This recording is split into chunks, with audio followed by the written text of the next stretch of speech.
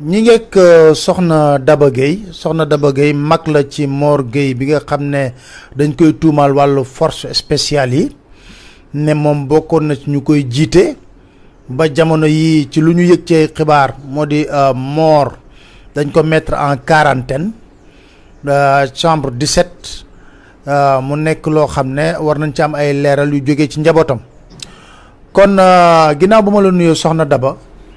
ma lay laaj rek yow sa rakk jooju nan la mel d'abord par rapport ak li ngay dégg ñuy wax ci moom lépp. waaw asalaamaaleykum Pa Ale maa ngi lay nuyu di la ziar di la baal àq di la baalu àq dérangement bi Mor de maa ngi moom ñoo bokk ndey ak baay mu nekk ka nga xam ne xale la daanaka bu may seet ndax il est de 78 nekk ku am jom ku am fulla am fayda sam papa nekkoon ancien sapeur pompier ak adjudant chef service Sénégal ba retraité Mor mu dugalaat moom sapeur pompier ba yàlla def mu jóge fa ba tey mosul découragé si àddinaam boo waxee mu ne Daba lu ma dal rek moo gën si man yàlla moo ma ko def nekk ku dëgg ku ñàkk ci xaan ndax te jour bañ koy téye yëguma vendredi lañ ko téye te man kii vendredi matin 7 heures maa ko sama lal nekk Mor si loo ne mu ne maa ngi si jàmm si la demee après dégguma ko ba si ngoon gi lañ may doog a wax non samedi bi lañ may doog a wax ne Mor dañ ko téye mu nga police bu Tëngéej noonu laa bàyyee sama añ ki ma nekkal ma ne ko dimbali ma nga yekkal ma xool ma daw oo sama grand frère ki nga xam ne mooy sama taaw papa ñoo bokk benn baay bi ma dawee kooku maa ko fa jiit ma ñëw laaj si poste bi nekk Mor Gueye laay laaj rek mu jóg taxaw ne ma Daba maa ngi nii ma xool ko mu xool ma xam nga comme deret benn la ma jooy mu jooy jour boobu laa gëj a gis Mor xaw ma si lu mu ne sama yaay mag la am na plus de 80 ans toujours dama naa ko yaay bul seetaan télé bul déglu rajo pour bañ rek mu am affect kii si moom parce que mag la démb 7 heures du matin laa jóg parce que ba ma déggee ñu naan affaire torture yooyu dama tiit te Mor mu ngi seeni loxo boobu ba léegi mu ngi seeni loxo xaw ma si lan la nekk dañu di gor nag di dëgër doon ay julit doon ay taalibe Sëñ Tuubaa moo tax ñu dëgër lu jàpp xam ne yàlla mooy def lépp waaye na ngeen xam ne yéen ñooñu Mor mu ngi seeni loxo boobu ba léegi mënuñ ko gis dem naa ba central mënuma ko gis ba ma demee police centrale sax dañ ma ne fii ku tudde Mor amul fi te man ne wóor na ma ne Mor a ngi si biir loolu lañ ma wax ma génn ñibbi añ ba ma yoroon nag yëpp noonu laa àndal ak moom oññee ko man nag ma di leen wax yéen gouvernement Sénégal sama rakk ji ngeen téye moom laay wax bu fekkee ne mu ngi si jàmm ma xam bu fekkee nekk si jàmm ma xam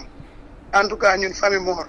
jaaxle nañ tiit nañ ndax torture yooyu ñuy wax te dégg naa mu ngi Sambour 17 fa lañ ko isolé loolu yëpp maa ngi koy dégg réseaux sociaux yi ku ne di wax bu daal buñ sañoon ngeen leeral ñu si lan la nekk ndax sama yaay mag la te antalu yenn kii antalu kon léegi yéen amu leen benn nouvelle du avocat sax bu ko dem ci moom wala kenn. si parce que man bi ma amee renseignement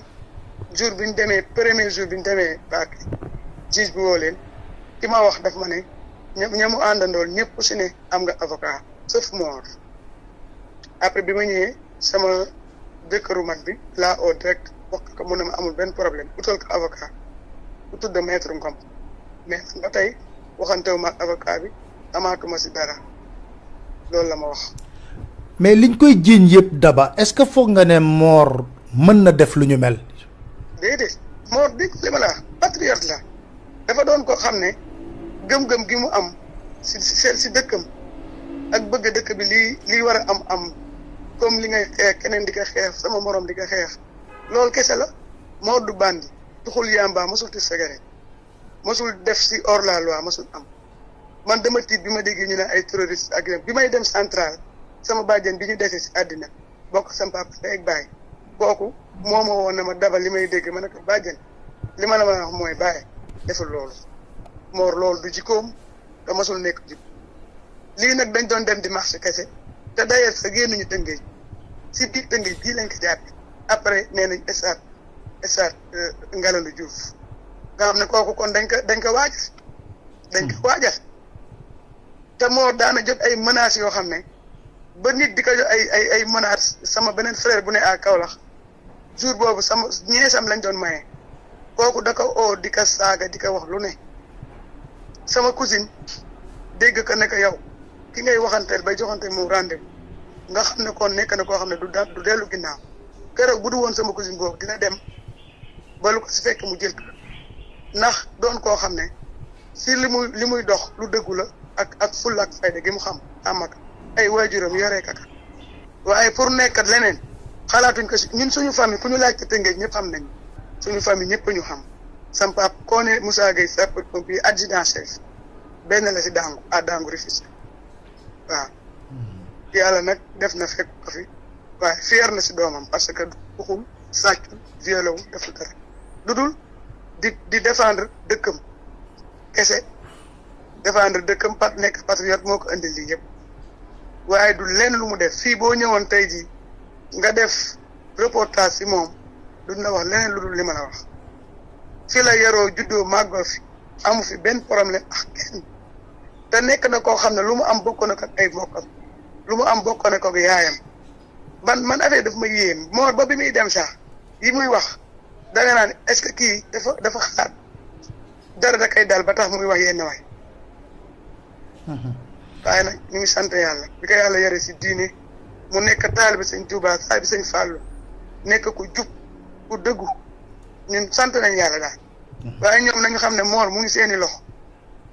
boobu ba léegi gisuñu ko dégguñu ko xamuñu si moom dara kooku moom Pape Alé maa koy wax mooy mbir magam soxna Daba Gueye maa ngi lay sant di la gërëm jërëjëf